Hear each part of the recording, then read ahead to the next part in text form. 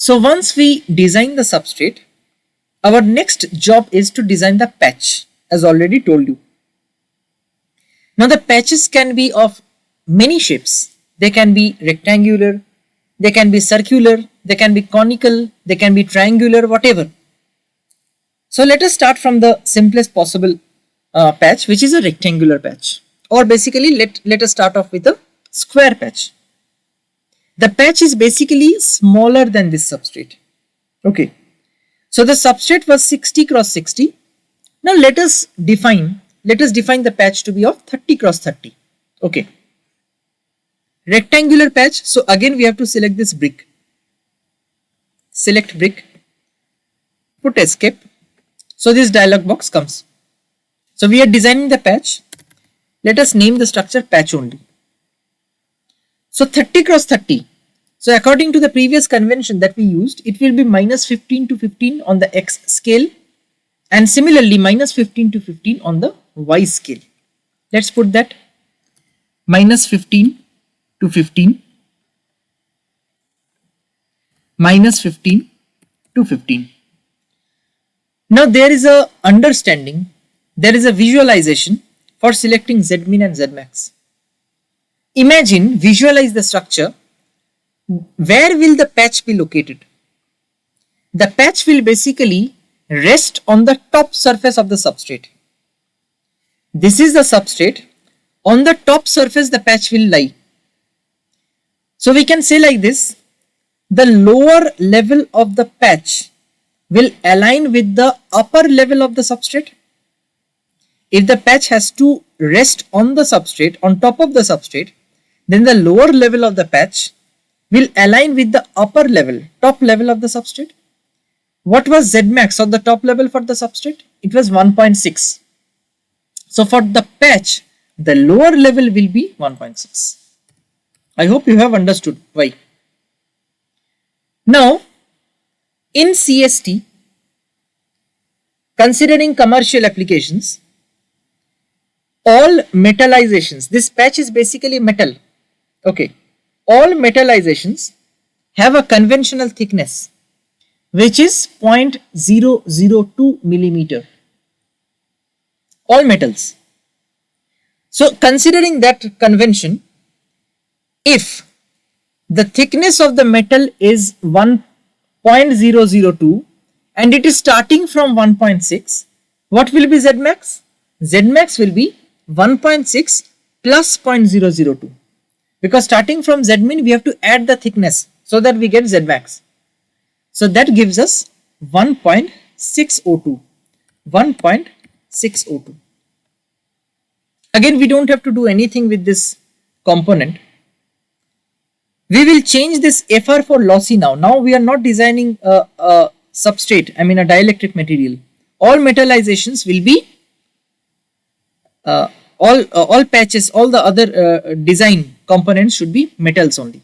So we will drop down and select PEC, which is perfect electric conductor. Select PEC. Dimensions we have given, materials we have chosen. So now we will preview. See, it is coming here. If it is coming, press OK. The structure will be defined. So our third step in the construction is designing the feed line. Now the feed line will basically, wait, now before I design the feed line, I should tell you that you can have actually different views of the structure. By selecting this view option, you can get this zoom, this pan option, this rotate option, this dynamic zoom, this rotate in plane, different things are there. Let me just show you how they, what are the functions. For example, this pan, if you select this pan, it will basically take the structure left to right, top to bottom, like this. Okay.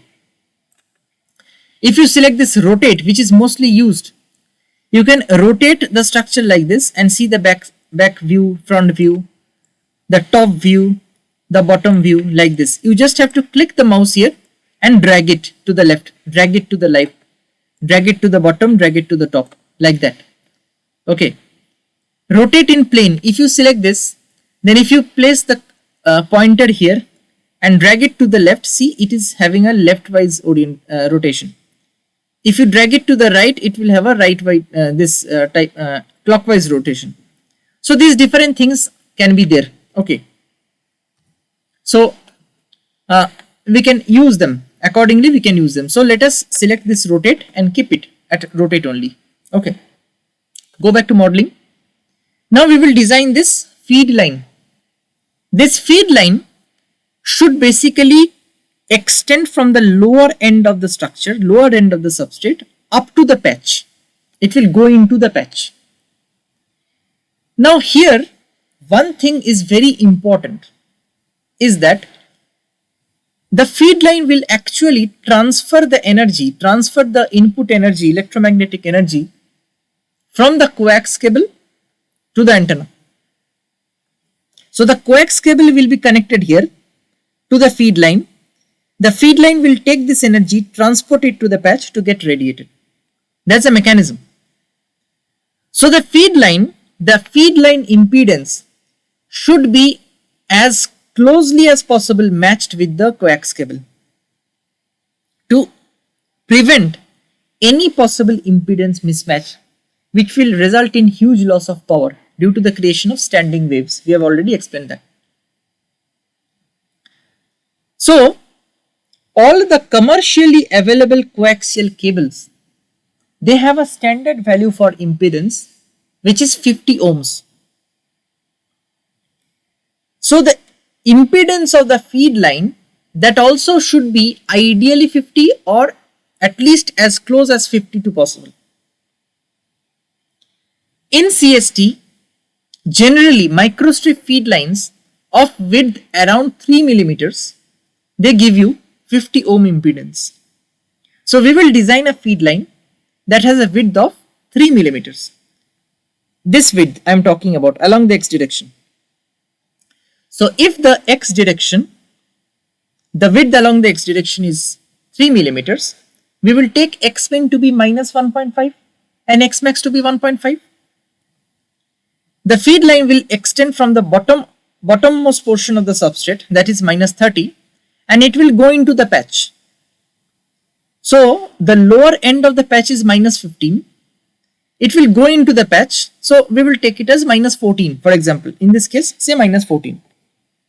And it is also metallization.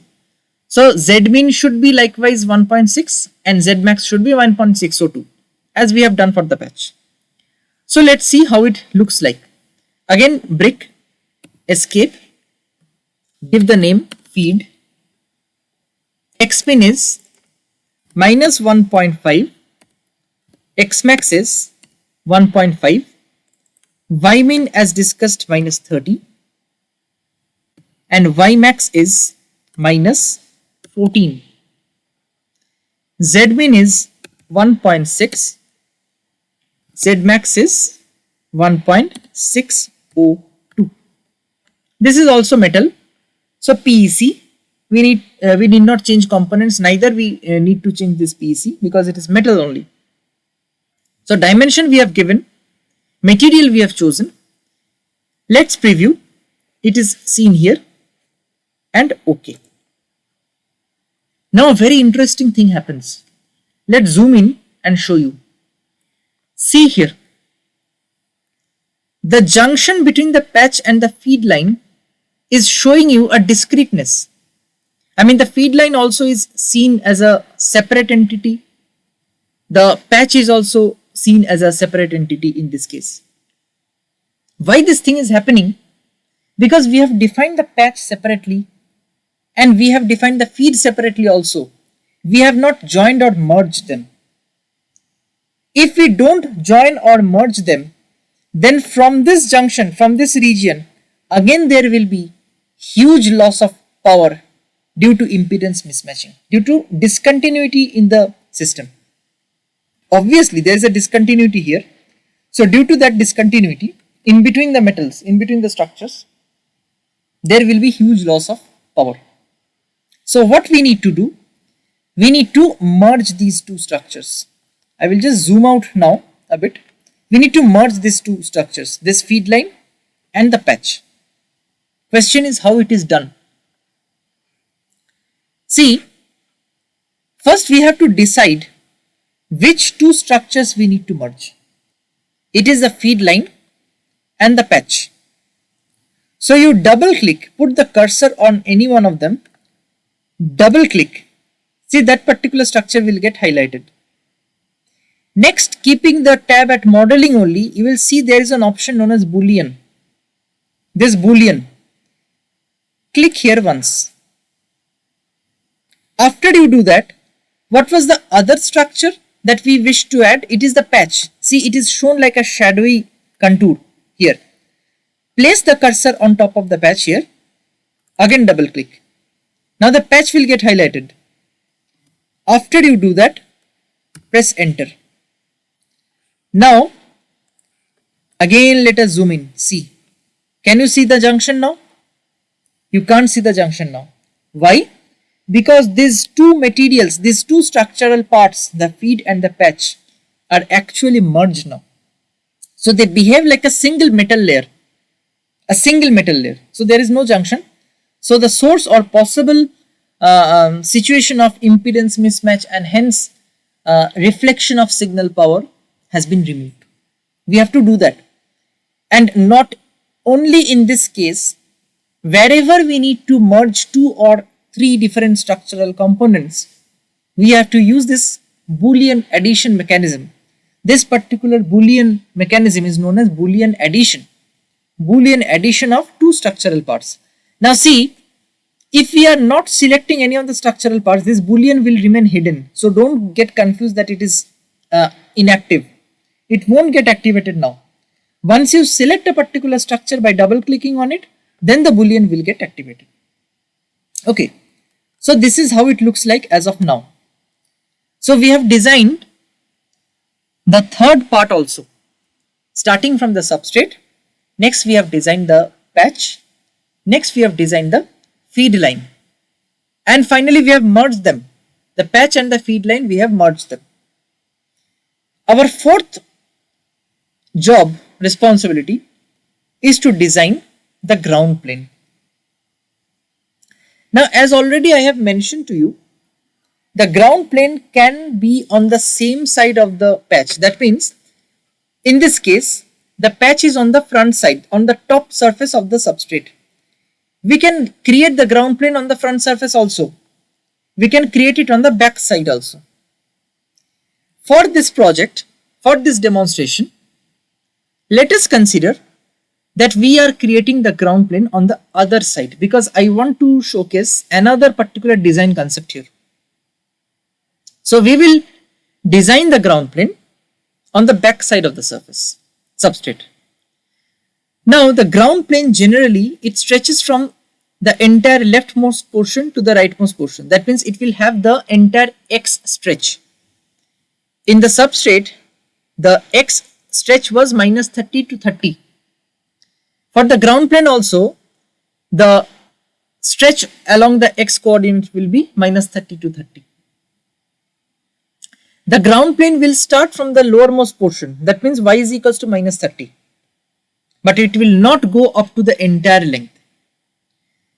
Generally, it is desirable to terminate the ground plane a small distance below the lower level of the patch.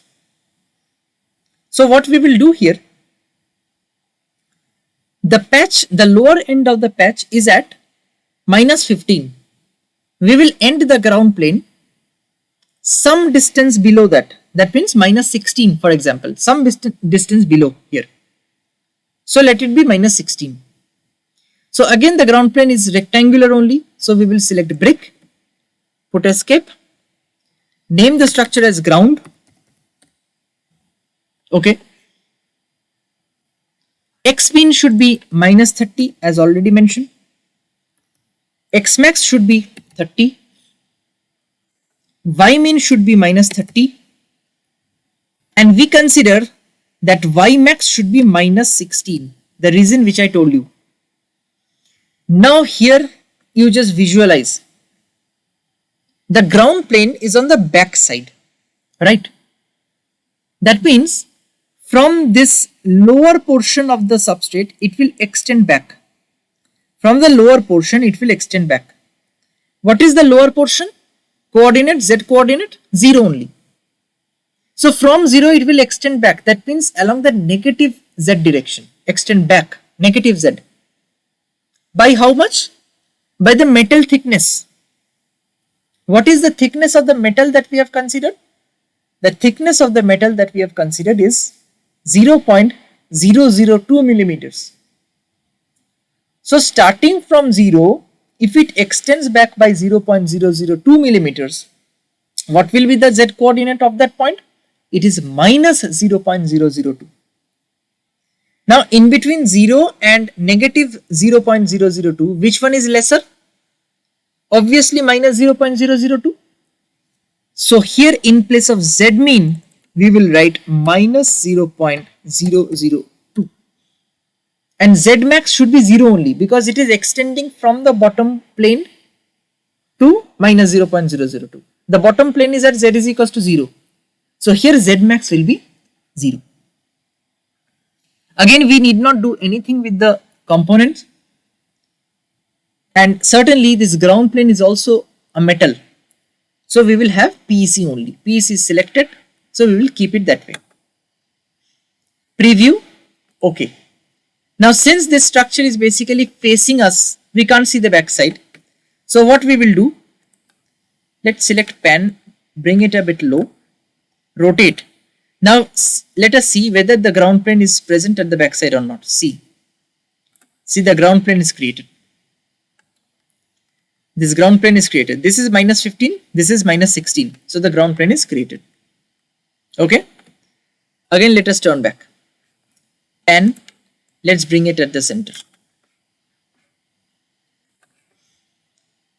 Now, having done this, our next job is to, the last job of the developing the structure is basically to design the waveguide port. For designing the waveguide port, we need to understand what will be the dimension of the waveguide port. Now here something new is there. See, the materials, the structural parts that we have constructed till now are only limited on this top surface, z is equals to 1.6, or this bottom surface, z is equals to 0.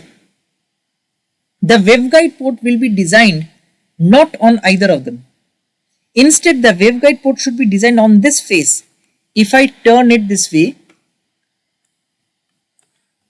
view, rotate.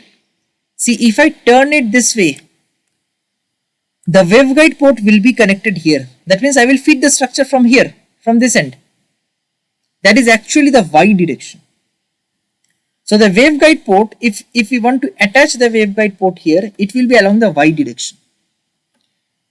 Now, the question is how to do that.